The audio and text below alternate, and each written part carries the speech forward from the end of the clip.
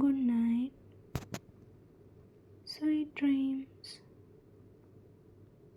Peter said in a commanding voice. Wake her, Nibs. Nibs had to knock twice before he got a response from Tink. Even though she had been sitting up in bed, intently listening to the conversation, Tink was obviously delighted with the news of Wendy's departure, but she absolutely refused to be her courier. She said that to Nibs, using offensive language, and pretended that she was asleep again.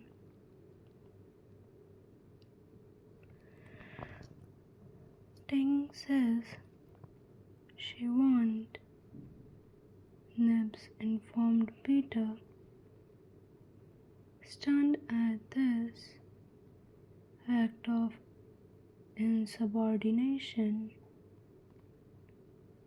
Peter strode sternly and purposefully towards the little fairy chamber. Ting, he bellowed.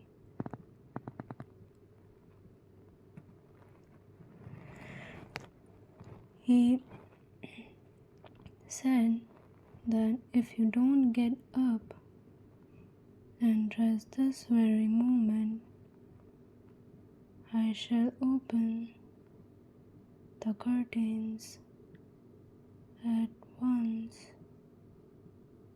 and then everyone will see you in your nightgown.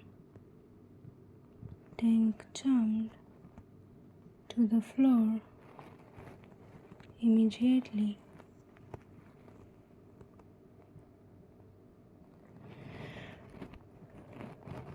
Who said I wasn't getting up?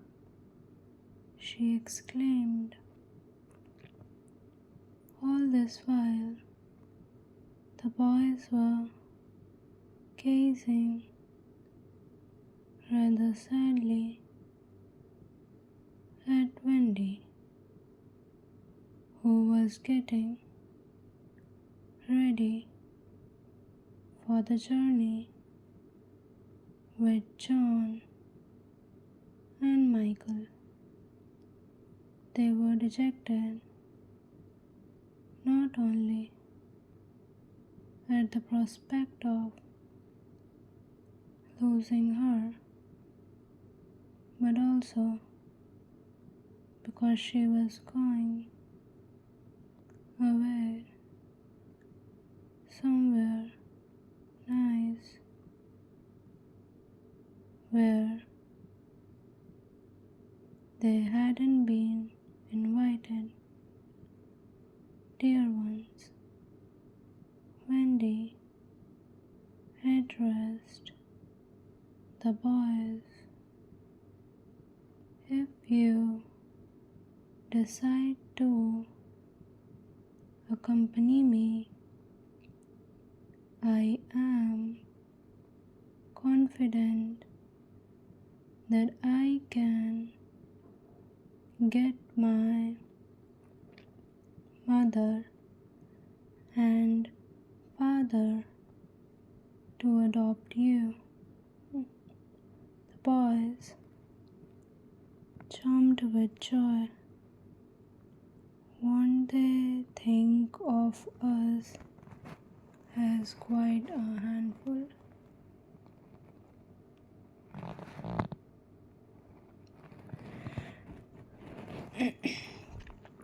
Nims asked suddenly in the middle of his jump. Oh no, Wendy replied, making rapid calculations in her head. It will only mean having a few more beds in the drawing room. Peter, can we go? The boys pleaded. All right, Peter replied, smiling bitterly. The boys rushed to collect their things. Peter, I am going to give you your medicine before we leave,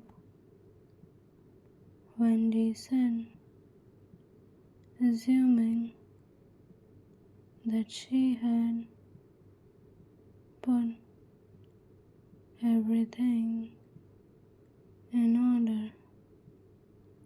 Of course, this medicine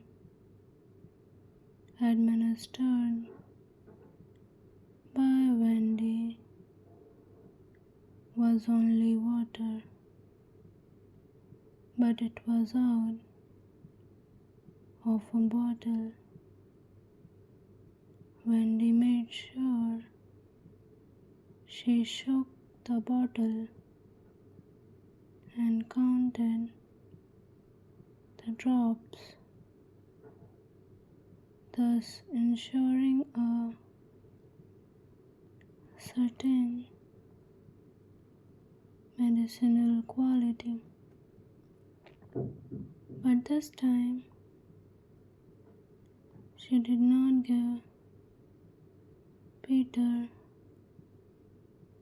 his dose because just after she had prepared it, the look on Peter's face made Wendy's heart flutter. Get your things, Peter. A trembling Wendy exclaimed. No, Peter replied, feigning indifference. I'm not going with you, Wendy. Soon the other boys were informed of Peter's decision. Peter is not coming with us. What? Peter is not coming. The boys stared at each other blankly. They had sticks on their backs, and each stick carried a bundle of their belongings. But the initial thought was that if Peter had decided not to go.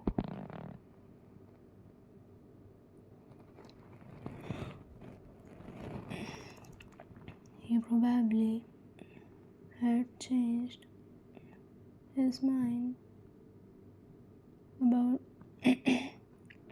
letting them leave as well, but Peter was far too proud for that. If you find your mothers, he said darkly to the boys, I hope you will like them. Now then, Peter cried, let there be no fuss or blubbering. Goodbye, Wendy, he said, holding out his hand cheerfully, indicating that they had all better be going now, as he had important matters to attend to.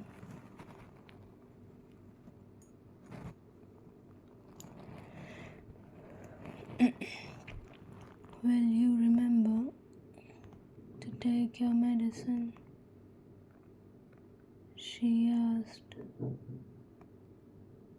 Yes, Peter replied.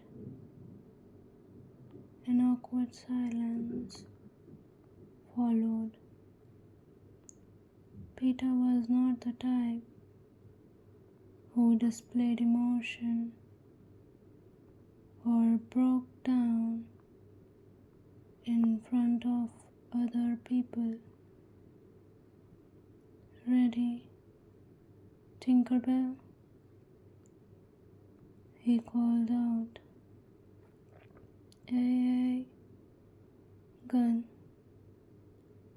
Lead the way then. Tink rushed up the nearest tree, but no one else followed her. This was because the pirates chose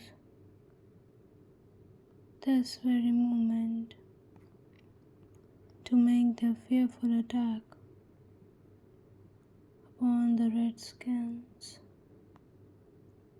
The air above, which had been so still, was now rent with screams and the clash of weapons. The boys extended their arms towards Peter as well, as if imploring him not to abandon them. Good night. I love you.